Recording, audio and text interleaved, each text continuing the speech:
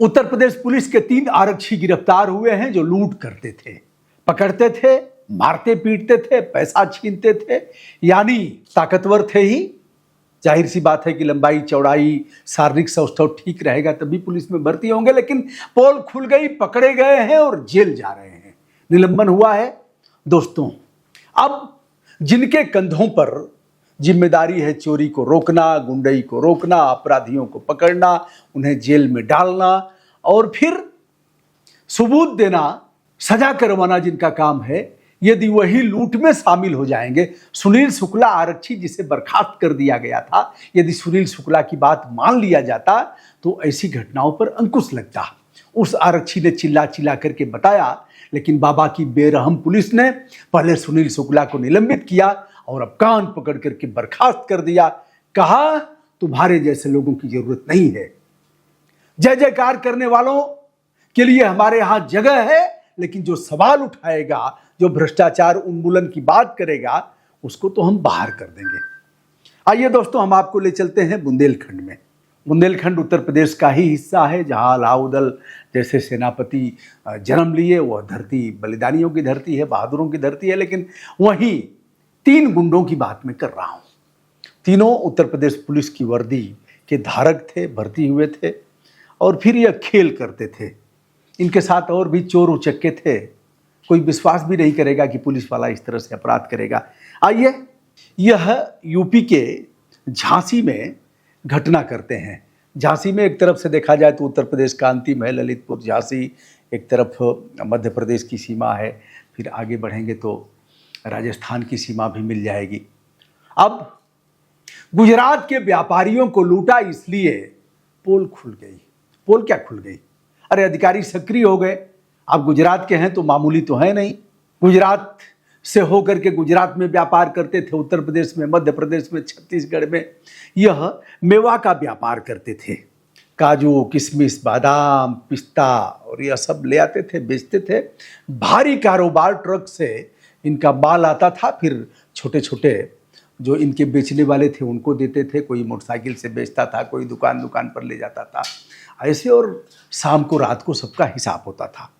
यह यूपी के झांसी में जो व्यापार करने वाले हैं किशन पांचाल और किशन कुमार, 24,90,000 रुपये वसूल कर यह स्कूटी से आ रहे थे मिनरवा चौराहा।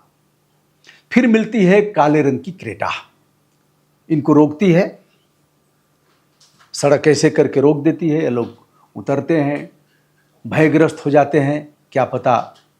बहरहाल रेकी तो पहले से थी कि ऐसे वसूलते हैं, ऐसे ले जाते हैं और फिर इनको रोकते हैं। यह लोग अगर देखा जाए तो 3 है, एक नीरज है, दूसरा राघवेंद्र है, तीसरा मनोज है। यह तीनों जालौन की पुलिस लाइन में है। पुलिस लाइन में तो पैसा वैसा मिलता नहीं, और सुनील शुक्ला ने बताया था ना कि पुलिस लाइन में पैसे दीजिए और 1 महीने ताव से रहिए, कोई पूछने वाला नहीं है। आरआई को पैसे दीजिए और 1 महीना जहाँ इच्छा हो वहाँ रहिए। हो सकता है कुछ ऐसा ही रहा हो। बहरहाल तीनों ने छुट्टी लिया था उस दिन और छुट्टी लेकर के इस घटना को इन लोगों ने अंजाम दिया।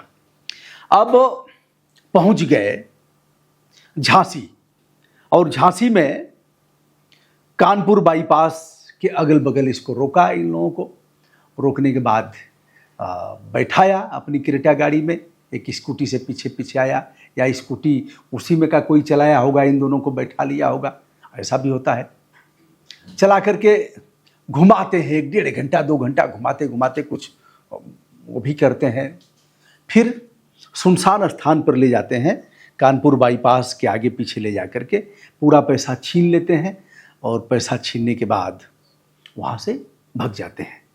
यह है 24,90,000 के लगभग। अब यह अपने मालिक को फ़ोन करता है और मालिक फिर इस मामले में जाकर के अपराध दर्ज कराता है झांसी सदर कोतवाली में। झांसी सदर कोतवाली में मालिक यानी जो इनका मैनेजर था, जो मुख्य मुनीम कह सकते हैं उसको, सुपरवाइजर कह सकते हैं, तो वह जाकर के दर्ज कराता है। चूँकि मामला गुजरात से था, वहाँ से कुछ गुजरात के मंत्री और इन लोगों का फ़ोन भी आता है, पीएमओ से, ऐसा भीतर की बात बताई जाती है। रहा ही होगा, संबंध रहेगा ही। अब गुजरात के लोग ठीक से व्यापार भी कर रहे हैं यूपी में, चाहे वाराणसी हो, चाहे प्रयागराज हो, अथवा फिर अयोध्या हो। इसकी कमी तो है नहीं। बड़े बड़े ठेके और बड़े बड़े कारोबार इन्हीं के बताए जाते हैं। अब इस मामले में पुलिस सक्रिय हो जाती है। पुलिस सबसे पहले सीसी फुटेज निकालती है और मोबाइल ट्रेस करती है। तो मोबाइल ट्रेस करती है तो इन तीनों के मोबाइल आते हैं उस लोकेशन में जहाँ से उठाया था, और मोबाइल का लोकेशन कहाँ कहाँ कैसे कैसे किस रेंज में दिखा रहा है, कौन कौन सा टावर पकड़ रहा है, वह टावर पकड़ता गया। सीसी फुटेज जब निकाले गए तो क्रेटा, काले रंग की क्रेटा आती है और उस क्रेटा को देखते हैं, फिर सर्च करते हैं कहाँ कहाँ क्रेटा जाती है, और उस क्रेटा में चढ़ते हुए, उतरते हुए, बैठाते हुए, उनको धक्का दे करके गाड़ी में ठेलते हुए, फिर स्कूटी पर सवार होते हुए वह स्कूटी भी दिखती है, उसका भी नंबर आ जाता है। अब यह सब सारी चीज़ें बैठती जाती हैं एक पर एक, जैसे चारपाई बुनी जाती है, एक तरफ बुनते हैं, दूसरे तरफ अपने आप बुनाई होती रहती है चारपाई पलंग की। वैसे ही होता गया और फिर यह मिलते हैं सब तीनों, वह दोनों व्यापारी मिलते हैं, एक आध लोग और साथ में थे। अब इस आधार पर पुलिस इनके लोकेशन के आधार पर पहुंचती है जालौन, जहां इनकी तैनाती थी। पुलिस लाइन में आमद करा करके और आराम से पैसा तो मिल ही गया था, और पैसा अगर देखा जाए 8 लाख रुपए तीनों को मिला। ठीक है, और कुछ रेकी करने वाले रहे होंगे, इनके गिरोह के सदस्य रहे होंगे, तो 8 लाख में 6 लाख मान लीजिए। 6 लाख रुपया अगर आराम से 24 घंटा मेहनत करके मिल जा रहा है तो इससे बड़े कमाई का साधन और क्या होगा।